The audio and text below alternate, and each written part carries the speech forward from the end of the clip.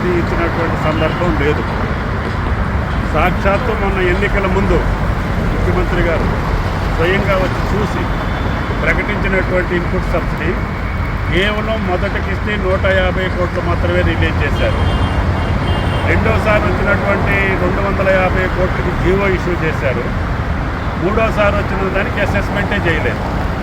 అంటే 10 సంవత్సరాల్లో మీరు ఇచ్చినటువంటి ఇన్పుట్ సబ్సిడీ కేవలం 151 కోట్లు. అటువంటి వ్యక్తులు ఈరోజు రైతుల కోసం ముసలి కన్నీరు గారవటం హాస్యాస్పదం, ఆత్మవంచనం. కాబట్టి తప్పకుండా మేము మొదటి రోజు నుంచే అసెస్మెంట్ చేయమని చెప్పాము. ఎంత నష్టపోతే అంతమంది రైతులకి తప్పకుండా నష్టపరిహారం ఇచ్చే బాధ్యత ఈ రాష్ట్ర ప్రభుత్వానికి. అదేవిధంగా రైతు బంధుకు సంబంధించి మే నెల దాకా మీరు రైతు బంధు చేసిన రోజులు ఉన్నాయి. ఖజానా ఖాళీగా ఉన్నప్పటికైనా సరే ఇప్పటికి 4 నుంచి 5 ఎకరాల వరకు వేసాము. తప్పకుండా రైతు బంధు కొనసాగుతుంది అదే పద్ధతిలో. అదేవిధంగా రుణమాఫీ మొదటి టర్మ్లో మీరు ఇచ్చినటువంటి రుణమాఫీ రైతులకి వడ్డీకి సరిపోలేదు.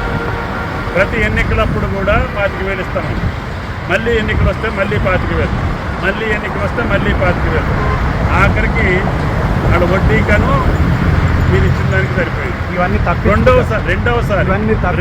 రెండవసారి 5 సంవత్సరాల్లో రుణమాఫీ కేవలం ఓఆర్ఆర్ తాకట్టు పెట్టి ఇచ్చినటువంటి 7,000 కోట్లు తప్ప ఇంకా 13,000 కోట్లు బాకీ ఉంది. అటువంటి వాళ్ళు నాగార్జున సాగర్కి సంబంధించి ఒక మంత్రి గారు, మాజీ మంత్రి గారు చెప్తున్నారు నీళ్ళు ఇవ్వలేదని. మొదటి పంటకే మీరు ప్రభుత్వంలో ఉన్నప్పుడే ఫస్ట్ క్రాప్కే నీళ్ళు ఇవ్వలేనటువంటి మీరు ఈరోజు రెండో పంటకి నీళ్ళు ఇవ్వలేదని చెప్పడానికి మనసు ఉండాలి, అసలు ఆలోచన ఉండాలి, ఆత్మవంచన చేసుకోవద్దు. కాబట్టి మొదటి పంటకే మీ సాగర్ను ఖాళీ చేసినటువంటి మీరు అస్తవ్యస్తమైనటువంటి పరిపాలన, నీటి విధానం మీద సోయి లేకుండా సముద్రానికి వదిలేసి శ్రీశైలం, నాగార్జున సాగర్ ఖాళీ చేసి పెట్టి ఈ రోజున రెండో పంటకి నీళ్ళు ఇవ్వలేదంటే మొదటి పంటకే నీళ్ళు ఇవ్వాల మీరు నాగార్జున సాగర్ కింద.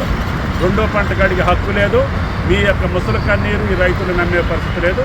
ముఖ్యంగా ఖమ్మం, నల్గొండ రైతులు ఏ రకమైనటువంటి తీర్పు ఇచ్చారో తప్పకుండా ఈ 100 రోజుల ప్రభుత్వంలో మేము ఏం చేయదలుచుకున్నామో వాటికి అన్నిటి కూడా ప్రభుత్వ పరంగా నిర్ణయించి వడగండ్ల వాన, అకాల వర్షంతో చాలా మేరకు పంటలు దెబ్బతిన్నాయి.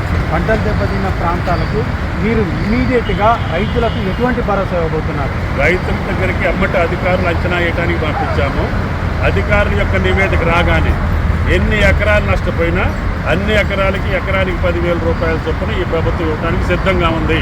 10,000 ఏ మూలకు సరిపోతాయని కూడా చెప్తున్నారు. నామ్స్ అయితే కేంద్ర ప్రభుత్వం ఇచ్చే నామ్స్ 6,000 ఉన్నాయి నష్టపరిహారం. అయినా సరే ఈ ప్రభుత్వం 10,000 ఇవ్వడానికి సిద్ధంగా ఉంది. అసెస్మెంట్ జరిగి నివేదిక రాగానే తప్పకుండా ప్రభుత్వ పరంగానే ఆ సహాయం చేయబోతారు. మీరు రైతు బంధుకు సంబంధించి ఎన్నికల ముందు ఇచ్చిన హామీలు ఇదే విధంగా ఉందా? మీరు కాంగ్రెస్ ప్రభుత్వాన్ని గెలిపించండి, ప్రభుత్వం ఏర్పడిన తర్వాత ఇమీడియట్గా పెంచిన రైతు బంధు మీకు పడుతుందని చెప్పారు. కానీ ఇప్పటివరకు కేవలం 3 ఎకరాలు ఉన్న రైతులకు వాళ్ళకి ఎవరికి రాలేదు. రైతు భరోసా నెక్స్ట్ బడ్జెట్ నుంచి ఉంటుంది.